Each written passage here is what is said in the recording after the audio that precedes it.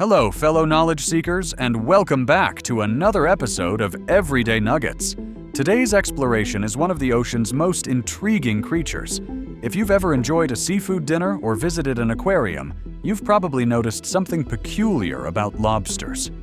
Some have massive, intimidating claws, while others seem to be missing these iconic appendages entirely. It's not a defect or evolutionary oversight. It's actually a fascinating story of adaptation, survival, and the incredible diversity of life in our oceans. What we commonly call lobsters actually encompasses two distinct families of crustaceans that evolved separately over millions of years. The first group, known scientifically as Nephropidae, or true lobsters, is what most North Americans and Europeans picture when thinking of lobsters. These are the classic Maine lobsters with their distinctive large, uneven claws, one crusher and one ripper, perfect tools for their predatory lifestyle in the cold waters of the North Atlantic.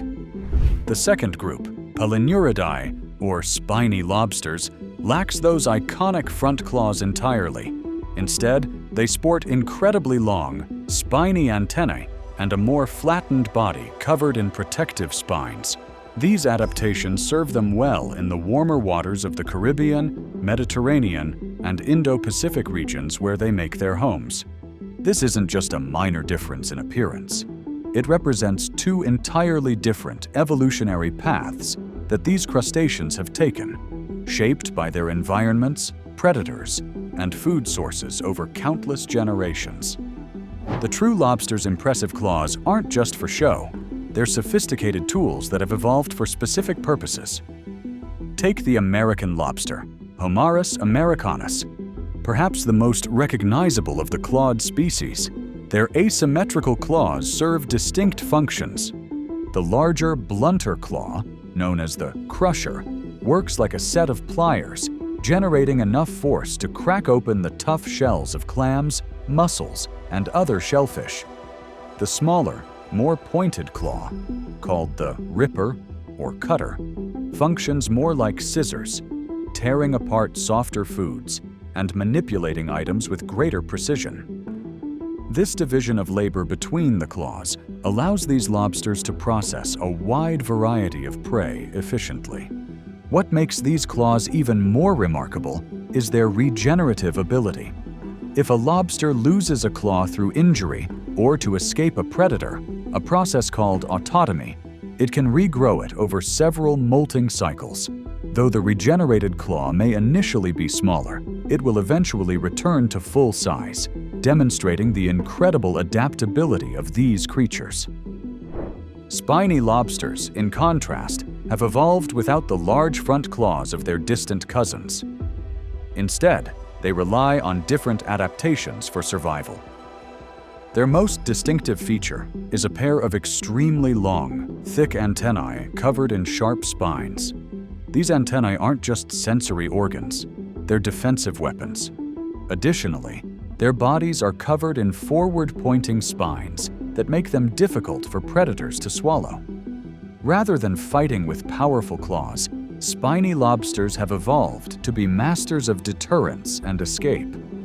They can also perform powerful tail flips, propelling themselves backward at impressive speeds when they need to make a hasty retreat.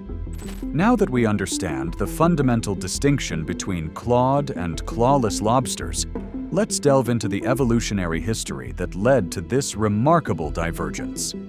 The evolutionary paths of these lobster types diverged much earlier than you might think.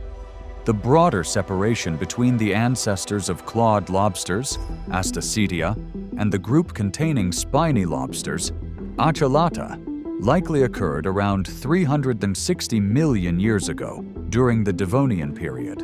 However, the crown divergence of Palinuridae, the spiny lobster family we recognize today, happened more recently, approximately 225 to 231 million years ago in the late Triassic. Fossil evidence suggests that early spiny lobster ancestors possessed small claws that gradually diminished as they evolved to favor their distinctive defensive adaptations over grasping appendages. But why would an animal evolve to lose what seems like such a helpful tool? Well, evolution is rarely about what seems best to us. It's about what works in a specific environment. Spiny lobsters adapted to environments where their defensive spines and enhanced mobility offered better survival chances than powerful but cumbersome claws. The divergence in claw morphology reflects how these different lobster families adapted to occupy distinct ecological niches. Clawed lobsters evolved as ambush predators and scavengers, using their powerful claws to crush shells and tear apart food. Their claws allowed them to process a wide variety of prey, from mollusks to small fish, and even other crustaceans. Spiny lobsters, on the other hand, developed into more mobile foragers. Without heavy claws slowing them down, they can travel greater distances in search of food. Their diet consists primarily of smaller, softer prey items that don't require powerful crushing appendages to consume. This is a perfect example of the evolutionary concept of trade-offs. Clawed lobsters gained powerful predatory tools, but sacrificed some mobility. Spiny lobsters enhanced their mobility and defensive capabilities at the expense of specialized feeding appendages. The distribution of these different lobster types also tells part of the evolutionary story. Clawed lobsters dominate the colder waters of the northern hemisphere, particularly the North Atlantic. The famous Maine lobster is the most well-known example. Spiny lobsters, by contrast, are predominantly found in warmer tropical and subtropical waters around the world. The Caribbean, Mediterranean, and Indo-Pacific regions all host various species of spiny lobsters. This geographical separation likely contributed to the divergence in evolutionary paths. Different environments present different challenges and opportunities, driving adaptation in distinct directions. The defensive adaptations of these lobster types deserve further examination, as they represent remarkable examples of adaptive problem-solving. Clawed lobsters rely primarily on their powerful claws for defense. When threatened, they extend their claws forward in a threatening display. If that fails to deter predators, those claws can deliver a powerful pinch. Some species can exert pressure of up to 100 pounds per square inch, more than enough to cause severe damage to a would-be predator. Spiny lobsters, lacking these weapons, developed an entirely different approach.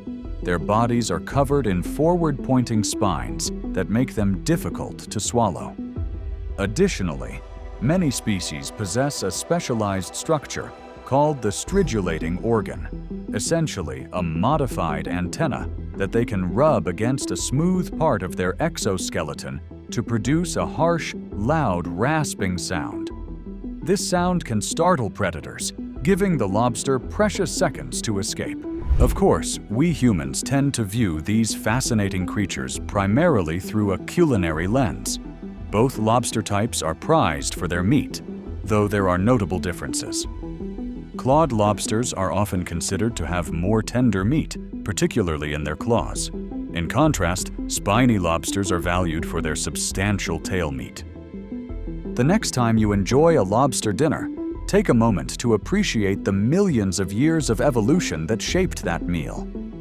Whether it arrived at your table with impressive claws or defensive spines, it represents a masterpiece of natural adaptation. Thank you for watching another episode of Everyday Nuggets. If you enjoyed this episode, please like and subscribe for more videos. If you have suggestions for other everyday objects you'd like to learn about, please leave them in the comments below. Stay curious.